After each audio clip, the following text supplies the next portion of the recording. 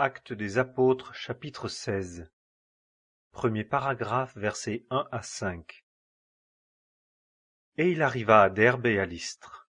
Et voici, il y avait là un disciple nommé Timothée, fils d'une femme juive, croyante, mais d'un père grec, lequel avait un bon témoignage des frères qui étaient à Lystre et à Iconium. Paul voulut que celui-ci allât avec lui, et l'ayant pris, il le circoncit à cause des Juifs qui étaient dans ces lieux-là, car tous, ils savaient que son père était grec. Et comme ils passaient par les villes, ils leur remirent pour les garder les ordonnances établies par les apôtres et les anciens qui étaient à Jérusalem. Les assemblées, donc, étaient affermies dans la foi et croissaient en nombre chaque jour. Deuxième paragraphe, versets 6 à 12. Et ils traversèrent la Phrygie et le pays de Galatie, ayant été empêchés par le Saint-Esprit d'annoncer la parole en Asie. Et étant venus jusqu'en Mysie, ils essayèrent de se rendre en Bithynie, mais l'Esprit de Jésus ne le leur permit pas.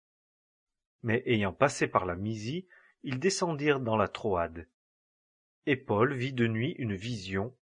Un homme macédonien se tenait là, le priant et disant « Passe en Macédoine et aide-nous. » Et quand il eut vu la vision, aussitôt nous cherchâmes à partir pour la Macédoine, concluant que le Seigneur nous avait appelés à les évangéliser.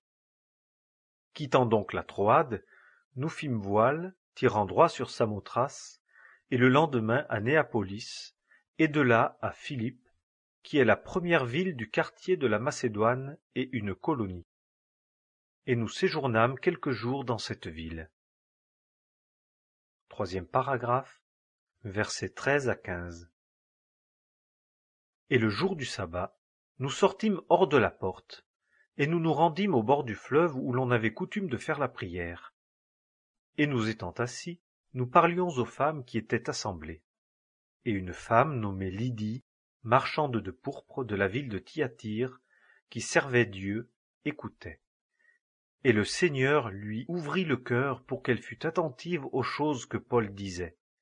Et après qu'elle eût été baptisée ainsi que sa maison, elle nous pria, disant « Si vous jugez que je suis fidèle au Seigneur, entrez dans ma maison et demeurez-y. » Et elle nous y contraignit.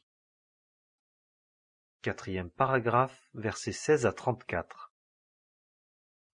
Or il arriva que, comme nous allions à la prière, une servante qui avait un esprit de python, et qui, en prophétisant, procurait à ses maîtres un grand gain, vint au-devant de nous.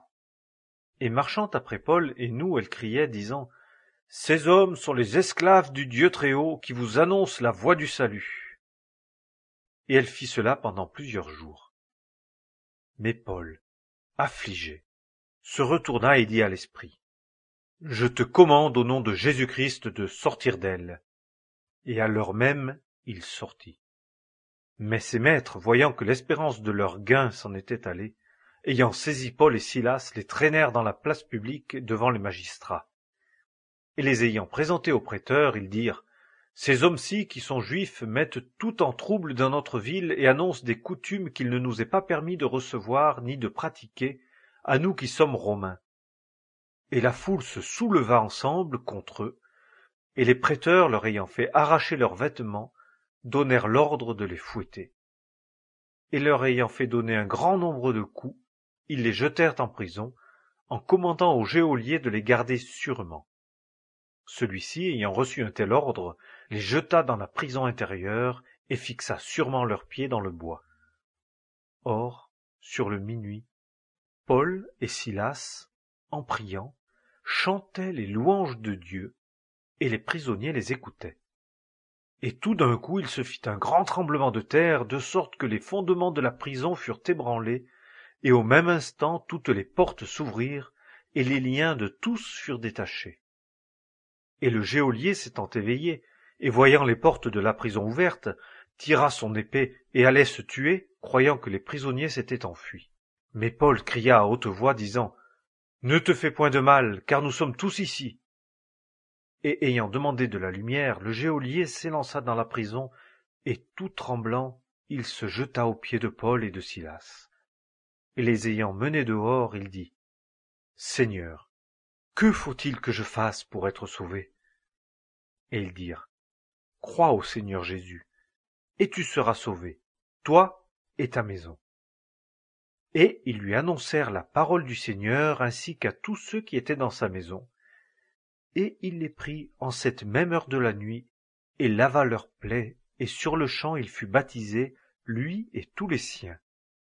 Et il les fit monter dans sa maison, et fit dresser une table, et, croyant Dieu, il se réjouit avec toute sa maison. 5e paragraphe, versets 35 à 40. Et le jour étant venu, les prêteurs envoyèrent les licteurs, disant: Relâche ces hommes. Et le geôlier rapporta ces paroles à Paul, disant: Les prêteurs ont envoyé afin que vous soyez relâchés. Sortez donc maintenant et allez-vous-en en paix. Mais Paul leur dit: Après nous avoir fait battre publiquement, sans que nous fussions condamnés, nous qui sommes Romains, ils nous ont jetés en prison, et maintenant ils nous mettent dehors en secret? Non, certes, mais qu'ils viennent eux-mêmes et qu'ils nous mènent dehors. Les licteurs rapportèrent ces paroles aux prêteurs, et ils eurent peur, ayant appris qu'ils étaient Romains. Et ils vinrent et les prièrent de se rendre à leurs vœux, et les ayant menés dehors, leur demandèrent de sortir de la ville. Et étant sortis de la prison, ils entrèrent chez Lydie, et ayant vu les frères, ils les exhortèrent et partirent.